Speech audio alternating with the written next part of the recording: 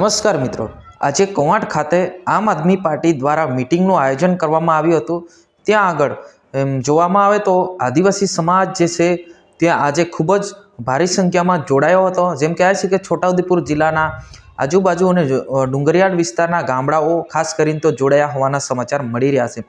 જેમ કહેવાય છે કે આજે કવાંટ તાલુકાની અંદર એક બાજુ ભારતીય જનતા પાર્ટીનું શાસન છે, એક બાજુ આમ આદમી પાર્ટી लगातार टक्कर पण आपी रही है। नमस्कार मित्रों, वीडियो में तमारुं स्वागत है। वीडियो ने अंत सुधी जोજો અને આપણી ચેનલ પર નવા હો તો ચેનलने सब्सक्राइब કરીને लाइक કરી નાખજો। મિત્રો, આજથી 4 દિવસ પહેલા ભારતીય જનતા પાર્ટીનું મીટિંગનું આયોજન કરવામાં આવ્યું હતું। ત્યાં લાખો યુવાનો મીટિંગની અંદર જોડાયા હતા। એ જ રીતના આજે પણ આમ આદમી પાર્ટીનું મીટિંગનું આયોજન કરવામાં આવ્યું, એની અંદર પણ લાખો યુવાનો જોડાયા હતા। હવે મિત્રો, તમે વિચાર કરો, બંને પક્ષમાં કાંટાની ટક્કર અત્યારે ચાલી રહી છે। હવે ચોક્કસ આપણે કહી ના શકીએ કે કયા પક્ષમાં વધારે પબ્લિક છે, કયા પક્ષમાં ઓછી પબ્લિક છે। હવે બંને પક્ષમાં लगातार કાંટાની ટક્કર આજે છોટાઉદેપુરમાં પણ ચાલી રહી છે। જી હા મિત્રો, જરૂરથી એવું આપણે સાંભળીએ છીએ કે નર્મદા જિલ્લામાં સૌથી વધારે ટક્કર થાય છે આમ આદમી પાર્ટી અને ભારતીય જનતા પાર્ટીની, પરંતુ એવું નથી મિત્રો।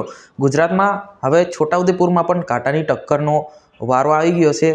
4 દિવસ પહેલા ભારતીય જનતા પાર્ટીની મીટિંગનું આયોજન કરવામાં આવ્યું હતું, એને લાખો યુવાનો આવ્યા હતા અને રોકીસ્ટાર બેન્ડ મંગાવવામાં આવી। એ જ રીતના આજે ફરી આમ આદમી પાર્ટીનું મીટિંગનું આયોજન કરવામાં આવ્યું અને એની અંદર ફક્ત સામાન્ય ડીજે મંગાવવામાં આવી, પરંતુ પબ્લિક તો તમે જુઓ તો પગ મૂકવાની પણ જગ્યા નથી, કંઈ પણ પ્રકારની સુવિધા નથી, બસની સુવિધા નથી, કોઈને ભાડું આપ્યું, આપોઆપ પબ્લિક આવી હોવાના સમાચાર આપણને મળી રહ્યા છે। આ ઈકે ચેનલ દ્વારા કોઈ પણ પક્ષને વિરુદ્ધ નથી કરતો। અમારું કામ છે તમારા સુધી માહિતી પહોંચાડવાની, તમારા સુધી સાચી જાણકારી આપવાનું કામ છે।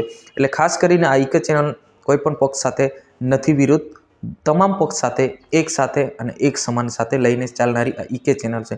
જરૂરથી ફોલો કરી નાખજો। જરૂરથી આપણે નવા વિડીયોમાં મળશું। જય